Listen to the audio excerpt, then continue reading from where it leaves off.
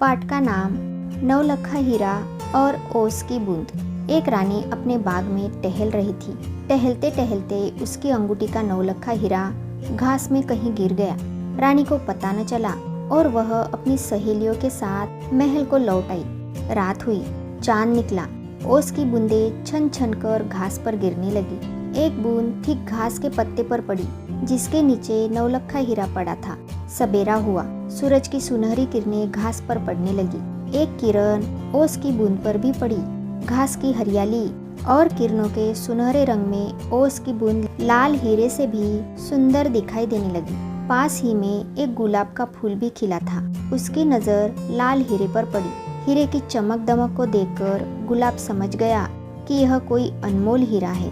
इतने बड़े हीरे से मित्रता करने में लाभ है। यह सोचकर गुलाब बोला, हीरा महाराज, आपका सेवक गुलाब आपको नमस्कार करता है। यह कहकर गुलाब ने हवा के एक झोंके के साथ अपना सिर झुका दिया। जो ही गुलाब ने अपना सिर उठाया, उसकी नजर ओस की बूंद पर पड़ी। गुलाब ने दबी आवाज में पूछा, हीरा महाराज, शायद यह आपका कोई सगा संबंधी है। मैं इसे भी प्रणाम करता हूँ। हीरे ने जोर से एक ठहाका लगाया और घृणा से नाक सिकोड़कर बोला, मुझे तो पहले ही पता था कि गुलाब की निरें भोंदू होते हैं। भला तुम सयानेपन की बात करना क्या जानो? क्या तुम्हें इतनी भी समझ नहीं कि पानी की एक नन्ही सी बूंद की तुलना मुझसे कर रहे हो? कहाँ तो मैं नौलखा हीरा और कहाँ यह ओस की नन्ही बूंद। गुलाब ने दबी आवाज में कहा, महाराज, उसकी सुंदरता को देखकर मुझे शक हुआ, क्षमा करे। हीरे ने तनकर कहा, खाक है उसकी सुंदरता।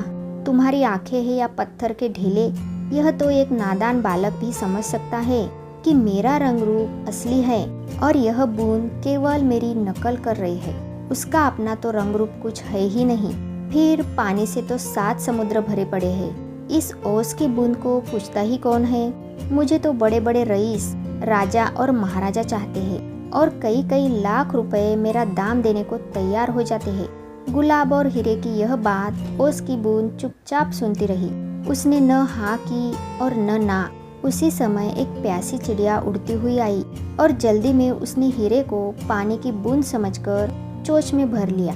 जब उसे पता चला कि यह नौलखा हीरे का टुकड़ा है तो चिड़िया ने उसे फेंक दिया।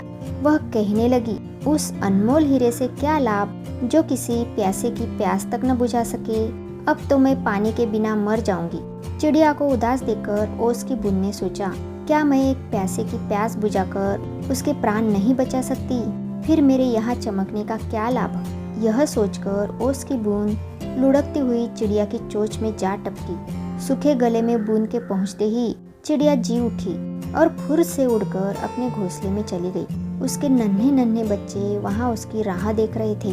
गुलाब का फूल यह सब तमाशा देख रहा था। उसने लंबी सांस लेकर कहा, धन्य है वह जो किसी दीन दुखिया के काम आता है। धिक्कार है उस बड़े को जो किसी गरीब को देखकर पिघलता तक नहीं। इसी के साथ ये पाठ यहीं पर समाप्त होता है। मिलते हैं अगले पाठ में। तब तक के लिए धन्यवाद।